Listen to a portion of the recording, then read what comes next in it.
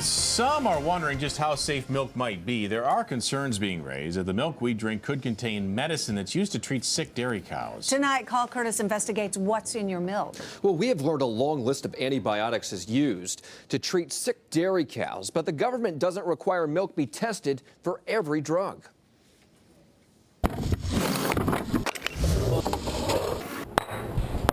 With 4 girls, the Bohr family goes through milk by the gallons each week. If the girls want a glass of milk, I never tell them no. But Dad Michael may not know everything that's in each glass. It concerns me a little bit, I'll be honest with you.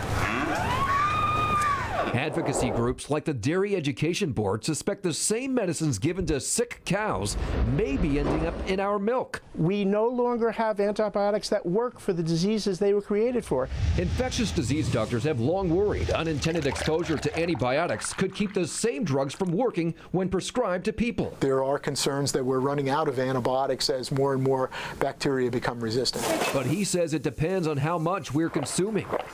We've uncovered when it comes to milk, nobody knows for sure. That's because the FDA only requires milk be tested for 6 different antibiotics. But when dairy cows are slaughtered and USDA inspectors test for all antibiotics, reports we've obtained show 17 different types. Meat with illegal levels is destroyed. If the antibiotics are in the cow meat, could it be in the milk? There's a possibility that it could be in the milk. UC Davis's Terry Leyenbauer says it's a valid question and depends on whether the cow's milk was sold before going to the slaughterhouse. But he says there's no current evidence suggesting the milk is dangerous. Most every dairy farmer is very concerned about the quality of the milk. 5th-generation dairy farmer Jim Pellandini of B&J Dairy in Galt says he separates sick cows being treated with drugs from the herd until the medicine has cleared their system. And he tests his own milk before it leaves the dairy.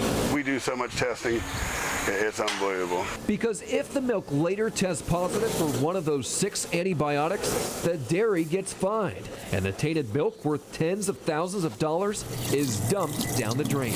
And if you get a violation, you get a second violation, you're not going to be in this business no more. California has 1,800 dairies. Of the more than 715,000 tanks of milk tested in all of 2010, records we've obtained show inspectors issued 100 violations that entire year.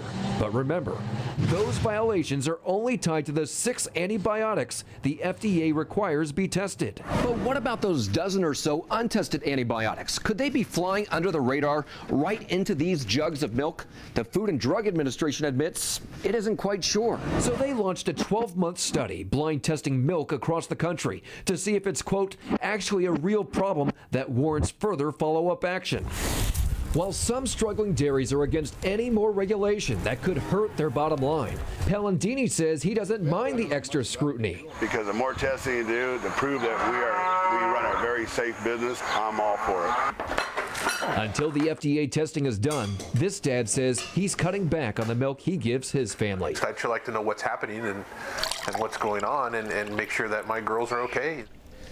Well, that FDA testing will wrap up in January. They are checking milk at 900 dairies across the country, and the dairies do not know they're being checked. A trade organization that represents 1,100 dairies in California says if consumers want it, they also support more testing. So that's in January. What do consumers do in the meantime? And do we really need to be, terribly worried about this? Well, the dairies say the milk is safe. The Yeah. government is not telling people to change their habits at all. And the doctors we speak with say it depends on how much of the antibiotics, if any, you're consuming.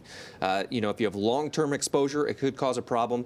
But if it's just a slight amount, probably not going to be a problem. So if they do step up this testing, though, what's that going to do to the price? Well, whenever there's something that's more expensive in the middle, it usually gets passed on to us. So we don't know for sure, but if it does get passed along, we know there's that a about chance. gasoline in California. Yeah, Exactly it's a right. big expense. Okay. All right, our coverage continues on CBSSacramento.com. There you could read the FDA and dairy industry's full statements. We posted hundreds of milk reports we've obtained for dairies across California. We've also linked to USDA meat violations and the levels of medicines they do allow in meat.